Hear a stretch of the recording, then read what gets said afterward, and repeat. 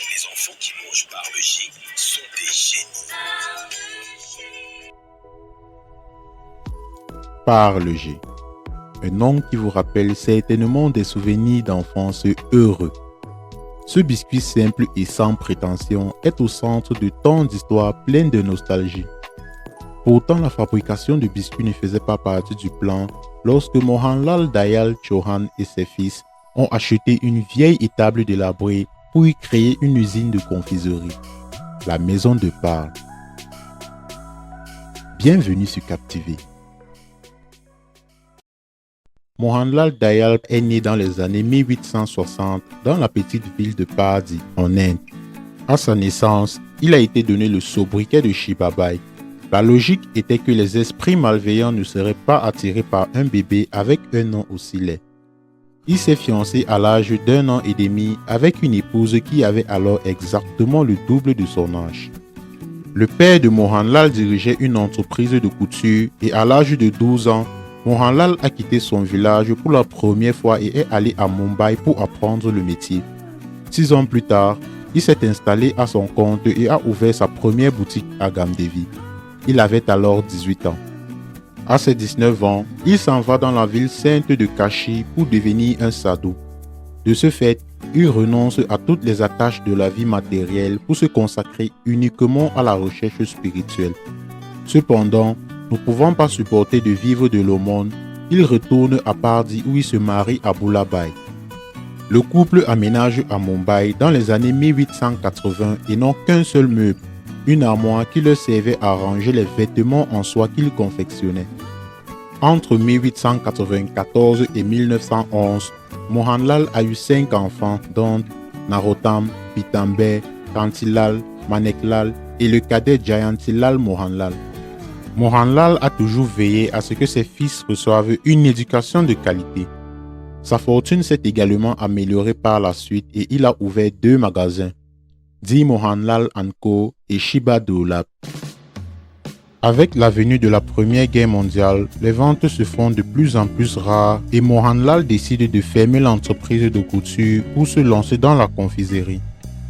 La plupart des produits présents sur le sol indien étaient des produits britanniques, ce qui a donné naissance au mouvement Swadeshi du 7 août 1905, une campagne qui visait à boycotter les produits anglais et à consommer les produits locaux, le Made in India.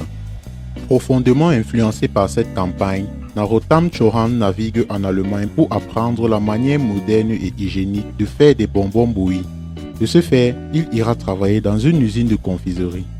Il revient en 1929 armé des compétences requises ainsi que des machines nécessaires importées d'Allemagne pour 60 000 roupies, l'équivalent de 20 millions de roupies aujourd'hui, soit 244 000 $. La famille achète une ancienne étable qu'ils rénovent pour y créer leur propre usine de confiserie. Ainsi est née la maison de Parle.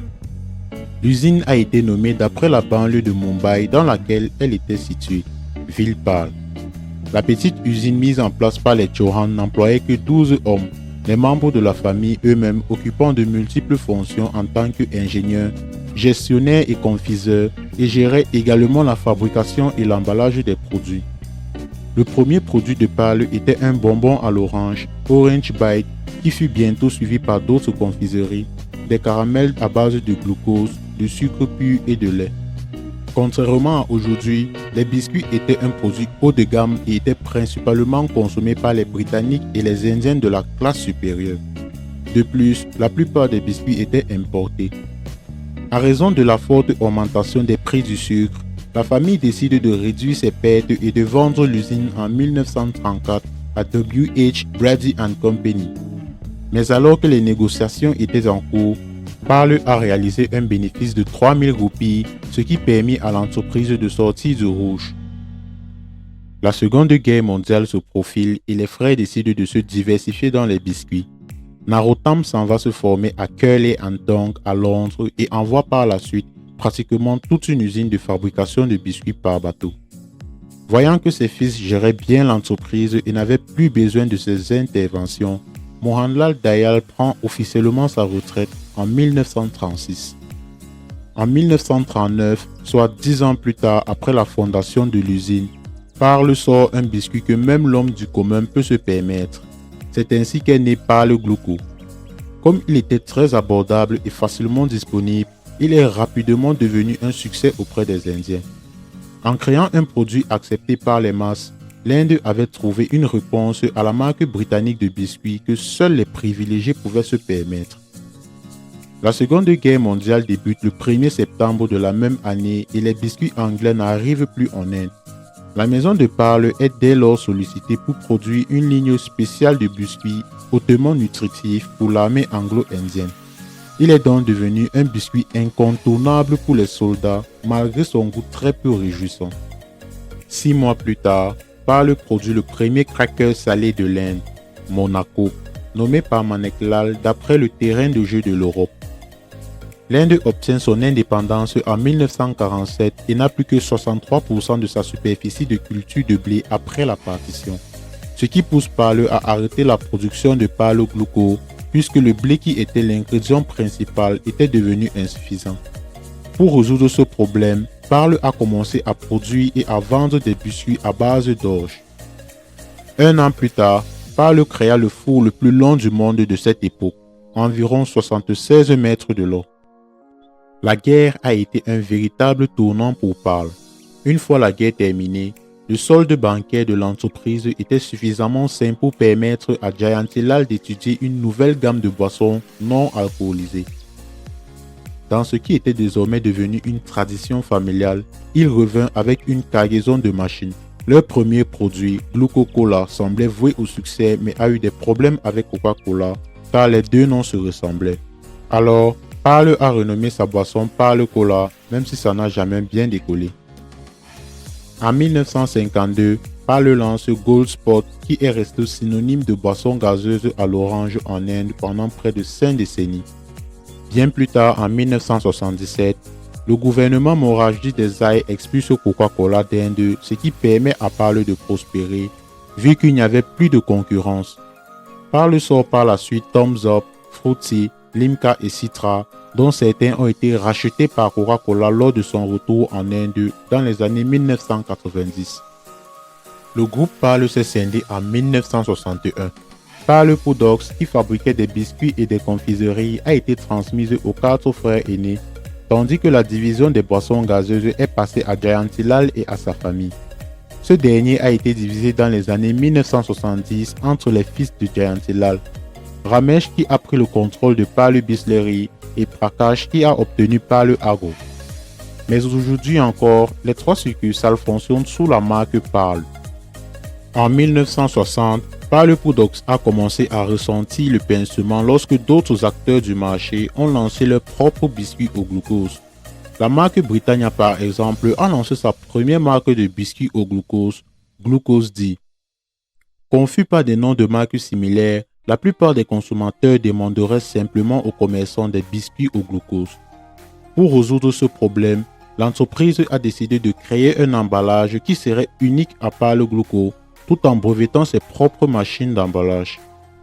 Le nouvel emballage était en papier ciré jaunâtre avec des rayures blanches et jaunes, une petite fille dodu imprimée dessus, ainsi que le nom de la marque et le logo rouge de l'entreprise, soit la conception de l'emballage que nous connaissons aujourd'hui.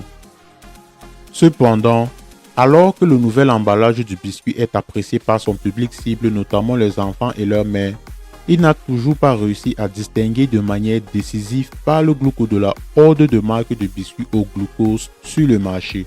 Cela a incité la direction à rebaptiser le biscuit et à voir si cela l'aiderait à se démarquer de la foule. Ainsi, en 1982, Parle Gluco a été reconditionné sous le nom de Parle G. Pour éviter la duplication par les petits fabricants de biscuits qui vendaient leurs biscuits de mauvaise qualité dans un papier ciré jaune similaire, le matériau d'emballage a été remplacé par du plastique imprimé à faible coût. La même année, Parle a également lancé sa première publicité télévisée sur DoorDash pour Parle G, avec le slogan « Plein de goût et d'énergie, Parle G ». En 1971, Parle reçoit son premier prix de la sélection mondiale et est la toute première entreprise alimentaire indienne à remporter ce prix 4 années successives. En 2004, le G de Parle G qui signifiait à l'origine glucose a été changé en génie. Il y a plusieurs histoires par rapport à la petite fille sur l'emballage du Parle G. Il a été récemment précisé que la petite fille présentée n'était qu'une illustration réalisée par l'artiste Maganlal Dayal d'Everest Creative dans les années 60 à partir de son imagination. Selon les données de 2009 à 2010, le volume des ventes de Parle G était supérieur aux ventes combinées de toutes les marques de biscuits en Chine. À cette époque, la Chine était le 4e plus grand pays consommateur de biscuits au monde. En 2011, Parle G était devenue la marque de biscuits la plus vendue au monde selon un rapport de la corporation Nielsen. 2 ans plus tard, la même société d'études de marché a certifié Parle G comme la plus grande marque de biscuits au monde avec des ventes de 50 milliards de roupies, devant des géants internationaux tels que Mondelez International Incorporation qui vend Oreo en Inde et United Biscuits parmi les meilleures marques en Royaume-Uni. Mei Yong Shah, chef de catégorie chez Parle Products, a déclaré « Nous avons augmenté notre part de marché global de près de 5% et 80 à 90% de cette croissance provient des ventes de Parle G. C'est sans précédent. » Selon un article paru dans Economic Times, Parle Products a confirmé que les 3 derniers mois ont été les meilleurs mois depuis plus de 8 décennies. Cependant, les ventes dans la ville de Parle ne cessaient de baisser au fil du temps et en 2016, la famille Chauhan a dû prendre la décision de fermer leur toute première unité de production vieille de 87 ans. Cet arrêt n'a pas pour autant affecté la production de Parle G qui avait déjà plusieurs unités de fabrication dans divers pays en Afrique, tels qu'au Cameroun, au Nigeria, au Ghana, en Éthiopie, au Kenya et en Côte d'Ivoire, et également au Népal et au Mexique. Parle G est également omniprésent dans diverses régions du monde, notamment les États-Unis, le Royaume-Uni, le Canada, l'Australie, la Nouvelle-Zélande et le Moyen-Orient. En novembre 2022, Parle Products a officiellement vendu plus de 2 milliards de dollars de biscuits en une seule année, ce qui a permis à l'entreprise de reconquérir son titre de plus grand vendeur de biscuits au monde. Aujourd'hui encore, Parle Products compte plus de 130 usines et est présent dans plus de 5 millions de magasins de détail à travers l'Inde. Avec plus de 5000 employés, il est estimé qu'environ 16 millions de biscuits Parle G sont consommés chaque heure et plus d'1 milliard de paquets sont vendus par mois. Cela représente environ une centaine de millions de paquets de Parle G chaque jour. Malgré sa croissance rapide et sa forte demande, la marque est restée fidèle à sa philosophie. Le biscuit Parle G est consommé par des personnes de toutes les couches de la société, d'une personne assise dans un gratte-ciel urbain à une personne dans la plus petite des banlieues. C'est peut-être la raison pour laquelle cet humble biscuit au glucose a conservé sa place particulière dans le cœur de ses consommateurs, malgré l'arrivée de nouveaux biscuits sur le marché tous les 2 jours. C'était l'histoire d'un jeune couturier qui a bâti une entreprise avec des revenus de plus de 2 milliards de dollars, embauchant plus de 10 000 personnes reparties dans le monde entier. Pour plus d'histoires inspirantes sur les grandes marques telles que nous les connaissons aujourd'hui, n'oublie pas de t'abonner et d'activer la cloche de notification afin de ne rien manquer sur nos prochaines vidéos.